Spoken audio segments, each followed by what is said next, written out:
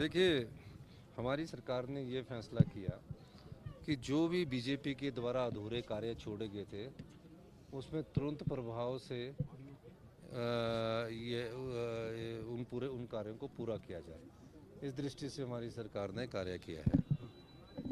Sir आपने तो अब हम जो इनके अधूरे कार्य हैं उनको पूरा कर रहे हैं। ये तो फटाफट इन्होंने क्या किया कि शिलान्यास किए, उद्घाटन किए, आधी अधूरी बिल्डिंगें रख दी। हम उसको पहले बजट में एलोकेट करके उनको पूरा कर रहे हैं और नई बिल्डिंगों का शिलान्यास हम 30% पैसा डिपॉजिट होने के बाद कर रहे हैं। सर आपने बड़ी बात अपने संबोधन में कही कि जो सामर्थ्य है उनको कि जो सामर्थ्य है, जो देने के काबिल है और जो देना चाहता है वो अपनी मर्जी से भी उनको छोड़ना चाहिए।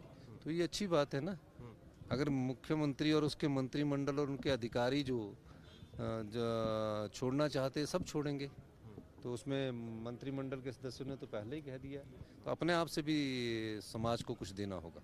सर 2 साल का जश्न। देखिए, 2 साल के जश्न तो नहीं है, 2 साल का हमारा कार्यकाल पूरा होने जा रहा है और कार्यकाल पूरा होने पर 2 साल में हम प्रदेश की अर्थव्यवस्था को पटड़ी पर लाने में सक्षम हुए हैं। 2 साल में हमने कई विभागों में व्यवस्था परिवर्तन किया है और कई बार कहा है हमने कि हम सत्ता में सत्ता सुख के लिए नहीं आए हैं, व्यवस्था परिवर्तन करने के लिए आए हैं। इसलिए फैसले लेते हैं। हम फैसलों से नहीं घबराएंगे क्योंकि फैसले हिमाचल के हित में, व्यक्तिगत हित में नहीं है।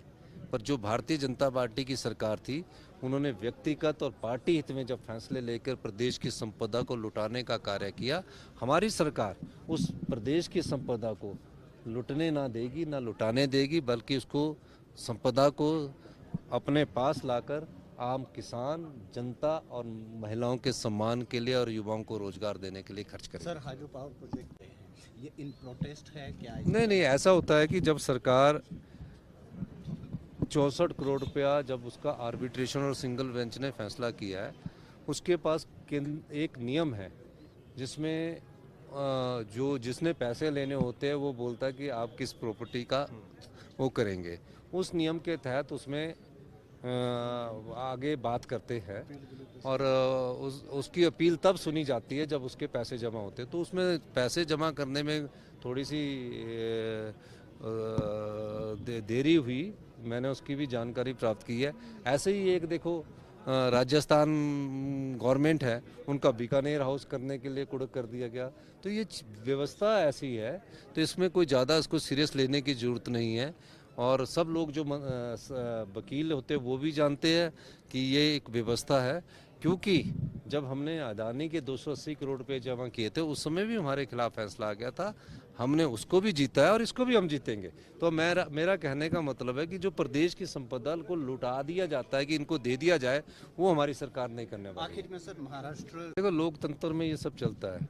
भारतीय जनता पार्टी 2 MP हुआ करते थे, उसके बाद चलता है। और तीसरी बात यह है कि जब किसी पर शक होता है, जब जो ईवीएम बनाने वाले हैं उन्होंने बंद कर दी, तो एक बार जनता की मांग को रखते हुए बैलेट पेपर पर हो जाए, कोई फर्क नहीं। शक शुबा दूर करना ना।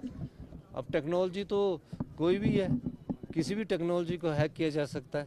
वो तो जो टेक्नोलॉजी के ज्ञाता है एलन मस्क, उसने भी बोला है।